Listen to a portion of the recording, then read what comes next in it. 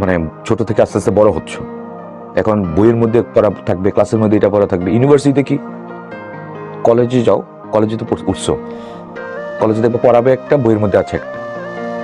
তো লিঙ্ক করাটা, কানেক্ট করাটা তোমার দায়িত্ব। ক্লাসগুলোর মধ্যে ইন ডেপথে সব শেখানো হবে, A to Z যা যা বেসিক জিনিস আছে। ওটা থেকে হয়তো পুরোটা আমাদের টেক্সট বুকে বা কোনো বইতে পাবা না, পুরোটা A to Z। এই কারণে মানুষ ডিফারেন্ট ডিফারেন্ট বই পড়ে।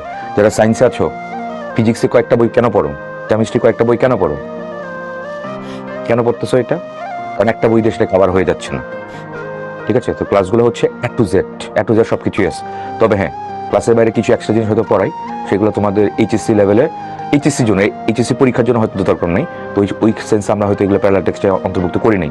বাট এটা যদি একটু এখনই দেখে নাও, তাহলে এইচএসসির পরে যে জায়গাটা আসতেছে, যে কম্পিটিটিভ জায়গাটা আসতেছে, সেখানে অনেক অ্যাডভান্টেজ পাবো। তো ওইগুলো মাথায় রেখেই করা। তো বাচ্চার মতো যদি চিন্তা করো, বাচ্চাদের মতো যে বই যেটা আছে ক্লাসে ওইটা পড়াবো, তাহলে কিন্তু অনেক পিছিয়ে থাকবো। সবকিছু চেঞ্জ হয়ে যাচ্ছে, সবকিছু ফাস্ট, অনেক অ্যাডভান্স হচ্ছে। So change is the demand of time. সময়ের চাহিদা হচ্ছে পরিবর্তন। তোমার নিজেকেও ওইভাবে খাপ খাইয়ে নিতে হবে, পরিবর্তিত পরিস্থিতির সাথে নিজেকে মানিয়ে নিতে হবে।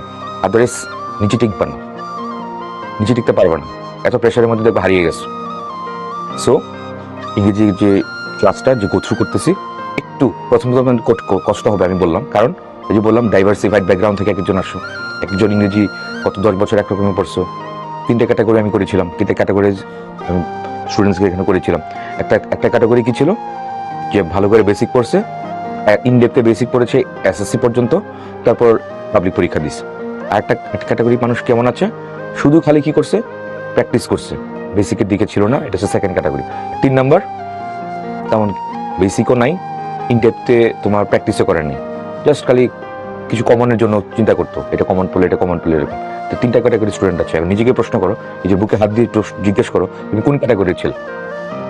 যদি 2 নাম্বার এবং 3 নাম্বার হয়, 3 নাম্বার হলে তো মানে সামনে সার্ভাইভ করাটা খুব কঠিন হয়ে যাবে। 2 নাম্বারটা হইলে জিন্দিকে যদি পলিশ করো, নিজেকে পলিশ করলে, গোথ্রু করলে হয়তো পসিবল। আর 1 নাম্বারটা যারা আছে, you are in the absolutely right track. তুমি যদি 1 নাম্বারটা ধরে রাখতে পারো, যেটা বললাম, ইনডেপথে বেসিক সহ বোর্ডের দিকে ফোকাস করো, তাহলে এইচএসসি পরীক্ষা যেমন ভালো হবে by the grace of almighty. HSC পরীক্ষা পর যে বিশাল যে একটা কম্পিটিটিভ একটা ফিল্ড থাকবে, ওই ফিল্ডে তুমি কনফিডেন্টলি সবকিছু করে ফেলতে পারবা অন্যান্য সাবজেক্টের মতো। আদারওয়াইজ সার্ভাইভ করাটাই কঠিন হয়ে যাবে। দিনকে দিন কম্পিটিশন দিন বাড়তেছে, আর দিনকে দিন ওয়ার্ল্ড বিশ্বমানের লেখাপড়া বাংলাদেশে এখন হবে। কারণ তোমাদের স্বপ্ন যেসব ইউনিভার্সিটিগুলোতে যে টপ ব্রাস যারা মাথাগুলা কি আসতেছে দেখো, এমআইটি, হার্ভার্ড, অক্সফোর্ড, এইসব জায়গার টিচারগুলো আসতেছে এখানে, এটা যারা পড়াশোনা করছে এইসব জায়গাতে। ঠিক বলছি নাকি ভুল বললাম? বুয়েটের ভিসি স্যার কি এমআইটিতে কি ছিল, গেস্ট ফ্যাকাল্টি ছিল, সোফার আইনো। তাহলে ঢাকা ইউনিভার্সিটিতে, চিটাগং ইউনিভার্সিটি দেখলাম, রাজশাহী ইউনিভার্সিটিতে, ওইসব জায়গাতে কারা কারা টপ ব্রাসের মধ্যে কারা কারা আসতেছে। সো যদি বলো রাইট ফর্ম অফ ভার্বস, ওই জায়গাতে এখনো থাকবো, প্রকাশ স্বর্গে কিন্তু পাস করতেছো। এবার যারা পরীক্ষা দিবে তারা কিছুটা টের পাবে এটা ব্লোটা কেমন। সো পরিবর্তন হচ্ছে অনেক কিছু।